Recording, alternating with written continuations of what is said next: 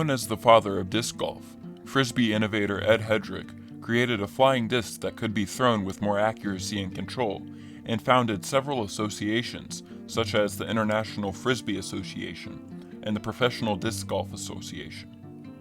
Having devoted his life to the development of professional and recreational flying discs, Hedrick wished to be cremated and for his ashes to be molded into discs. Several of these discs were made. Some were given to family members, while others were sold with proceeds going towards the establishment of a non-profit Steady Ed Memorial Disc Golf Museum. Iowa attorney T.M. Zinke, who died in 1930, had such a strong disdain for women that he wished to use his savings to establish a library that would not allow works done by female authors or artists, and would prohibit female patrons. In his will, Zinke stipulated that his $35,000 be placed in a trust for 75 years, and the accumulated sum be used to build the Zinke Womenless Library, where every entrance would bear a sign with the words, "No Women Allowed." Zinke's daughter, who was left $5 in the same will, challenged it successfully, and the female free learning zone was never built. One of the chief architects of modern superhero comics, Mark Gruenwald, was executive editor of Marvel Comics, overseeing such classics as Captain America and Iron Man. His proudest achievement, however, was his authorship of the 12-issue miniseries Squadron Supreme, in which a team of superheroes from an alternate universe attempt to use their powers to run a perfect world. When Greunwald died of a heart attack in 1996, he was cremated, and his ashes were preserved in accordance with his will. Greunwald was literally immortalized in his work. His ashes were blended with the inks used to print a 4,000-copy print run of the collected miniseries. In Louisville, Kentucky, a devoted fan of Charles Bronson wrote a will a year before her death in 1997 at the age of 55, leaving her $300,000 estate to the Death Wish actor. The will, handwritten on a list of emergency phone numbers, also stipulated that absolutely nothing be left to her mother Helen. Audrey's sister contested the will, stating that the will Audrey had written 20 years prior, in which she left everything to relatives, was more authentic. Despite the lawsuit, the money went to the action hero, whose spokesperson told the New York Post that he would donate it to charity.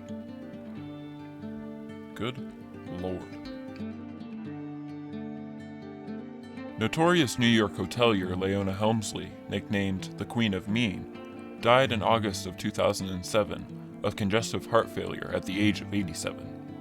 In her will, Helmsley left a $12 million trust fund to Trouble, her Maltese dog. She also gave $10 million each to 2 of her 4 grandchildren, and nothing to the other 2.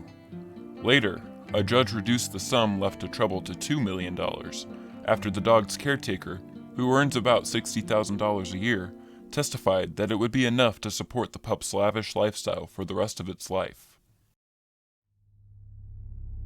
Upon his death, Finnish businessman Ani Nurmi left the dividends from 780 shares in a Finnish company that manufactured rubber boots to the residents of a rural nursing home.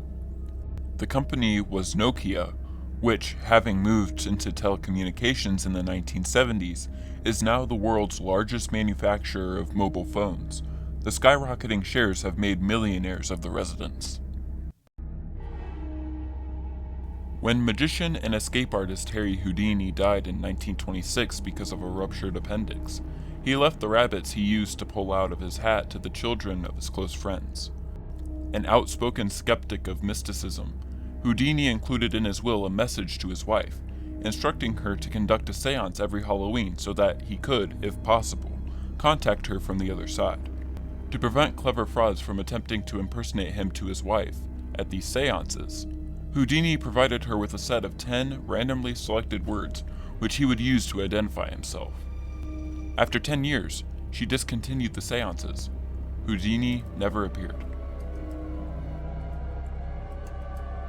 Before celebrated comedian Jack Benny died of pancreatic cancer in October 1974, he arranged one final romantic gesture for his wife of 47 years, Mary Livingston. Benny left a sum of money to a local florist for one long-stemmed red rose to be delivered to Livingston every day for the rest of her life. Livingston, who had performed with Benny throughout most of his career, outlived her husband by 9 years. The creator of Star Trek, Eugene Roddenberry, was one of the first people to have a space burial. After his death in 1991 from heart failure, Roddenberry was cremated, and some of his remains were brought on a mission aboard the space shuttle Columbia. In 1997, more of Roddenberry's ashes, as well as the ashes of others who desired a space burial, were launched into orbit via a Pegasus XL rocket. The service was provided by Celestis, a company which specializes in space burials. In 2012, another portion of Roddenberry's ashes was departed into deep space, together with the ashes of his late wife. Before his death in May 2008, Frederick Barr, the man who came up with the distinctive Pringles can, told his children that he wished to be buried in his invention. At first, Barr's children were slightly skeptical of his wish, but when Barr passed away, they honored his request by purchasing a can of Pringles Original at a local pharmacy for part of his cremated remains.